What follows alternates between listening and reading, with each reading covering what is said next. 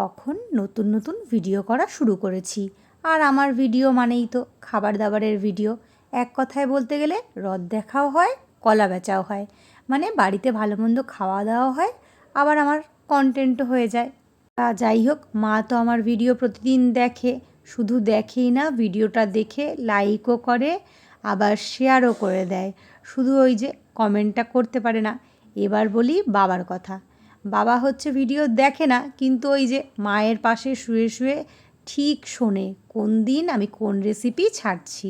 জানো তো, আমার মা আমার শুধু ভিডিওই দেখবে, কিন্তু কোনো দিন মুখ ফুটে বলবে না যে আমাদের বাড়িতে আসলে এটা বানাবি ওটা বানাবি।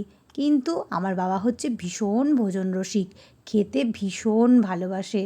আমার মেয়ে আর বোনের ছেলে তো হয়েছে এক্কেবারে আমার বাবার মতো, ভীষণ খেতে ভালোবাসে। আমার বাবা ঠিক মনে করে রাখবে যে আমি কোন দিন কোন রেসিপি বানিয়েছি। সেই দিনই তো বলছে, কিরে শীত না পড়তে পড়তেই তো একেবারে কড়াইশুঁটির কচুরি বানিয়ে খাওয়া হয়ে গেল, ডিমের চপ খাওয়া হয়ে গেল, এইবার কিন্তু আমার বাড়িতে আসলে বানিয়ে খাওয়াতে হবে। আমরাও তেমন বলি যে ঠিক আছে, তোমাদের বাড়িতে তো সব কিছুই আছে, শুধু বানিয়ে দিলেই হয়। গল্প করতে করতে ডিমের চপগুলো তো রেডি, তাহলে চলো আর দেরি কেন, বাবাকে খেতে দিয়ে দিই। আর হ্যাঁ, এটা কিন্তু একটা সত্যি গল্প।